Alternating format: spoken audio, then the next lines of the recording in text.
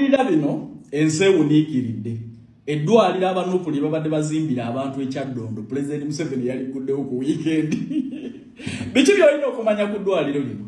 Abanuupuli babadde beewuubangako Muwadanku Nnyingi ne Bobi Wine okulambula naye nga eddwaliro tebalirinaako kakwate. Kigambibwa nti bano baayita mu poota omu eyabakakasa obulungi nti eddwaliro lirye. Naye nabo bakyewuunyiza nti eddwaliro babadde beekubisizaako ebifaananyi bya Pulezidenti Museveni. Nabagamba abaana b'enkyukakyuka mukyali bato mu byobufuzi ate ne mu bufere. Kuba bulijjo mwekubyako by'ebifaananyi ku ddwaliro bwe mutubuulira bulooka eziririko n'abalwadde eddwaliro be lisobola okwakomodeetinga. Nabo bennyini kyabeewunyisiza nga nannyini ddwaliro tabamanyi tabalinaako kakwate. Abatuuze bakanzenga kumubuuza nti Muwadanku Nnyingi ng'abadde tava wano. Ye Bobi Wine ng'abadde agamba nti n'eddwaliro ab'enkyukakyuka balizimbira kyalungaganza abo si bamanyi.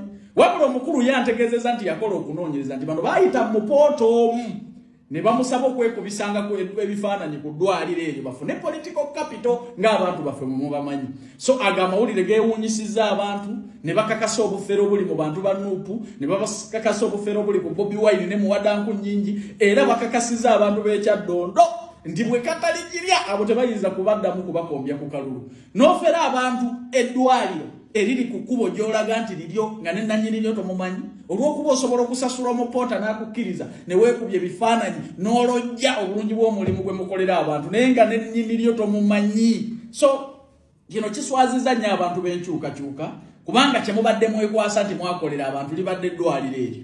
Naye nze nabagamba katulinde gye liggwera. Kyatwewuunyisizza nnyo ku weekend okulaba nga President Museveni ajja ne bannannyini ddwaliro era nga bali mu kwasa mu butongole. Kino kirekawa Muwadanku Nnyingi ne Bobi Wine ababadde bayita mu bapoota okulambula eddwaliro lye batamanyi nnyini lyo. Nabagamba mujja kwetooloola n'okwetooloola nga n'ebyo ebizimbe bye baazimba ebyositeera ebyo bye baazimba wali ekamwokya bye bayita katebe ka Nuupu nga nabyo bya Museveni bano baali babikubira kalango. Honorable Luzzi, my brother, tukwagala nnyo naye kendeeza ku interview. Interview zisusse kintu bwe kiyitirire nnyo kiruzinga value. Gwe kwe tusibidde naye interviews zisusse. Bw'obeera ku live streaming ez'abavubuka abatannayiga kunaaba bakubuuza ebibuuzo bitali economical, ebibuuzo bitali scientific, olyo n'abantu be tutategeerera ddala.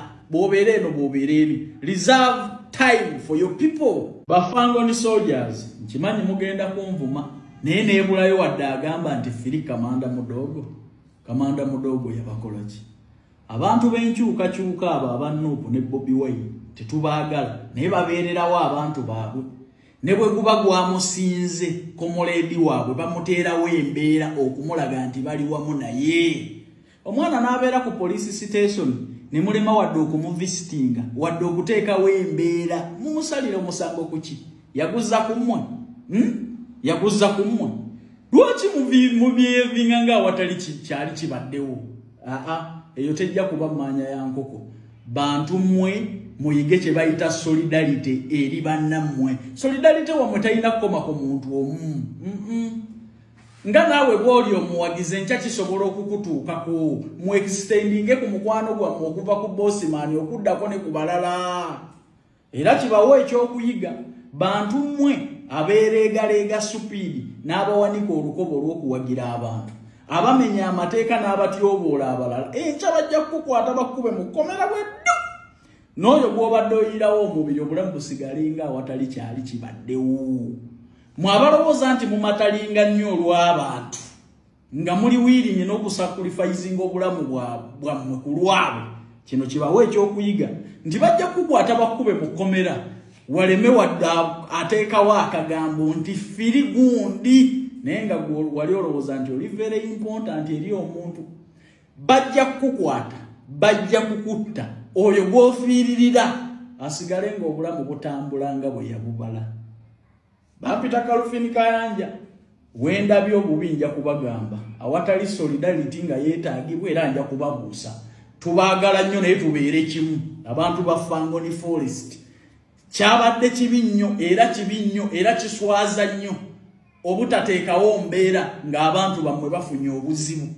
abagala okugenda ebweru tusobola kubalekerayo mukisa kusisinkana bafere emirimu egitambulirawo nzaaba najo ng'ate akasente kooteekamu nga visa ekuli mu ngalo kati eno nkuwashuwa wini otambula mu weeks 2 eggwanga Dubai teweetaaga nakola interview bw'oba tewasoma nga tomanyi luzungu gwe jangu mpa passport yo nkufunire offer letter bw'okkiriziganya n'okukola obwakkirina ku kisaawe ky'ennyonyi n'omusaala gwa $1,400,000 nkutwalirawo bakusuza bakulisa atera nga bakujjanjaba gwe nkonaako bukonyi ku noti 776 oba noti 746 52 18 Bampita Calvin Kayanja.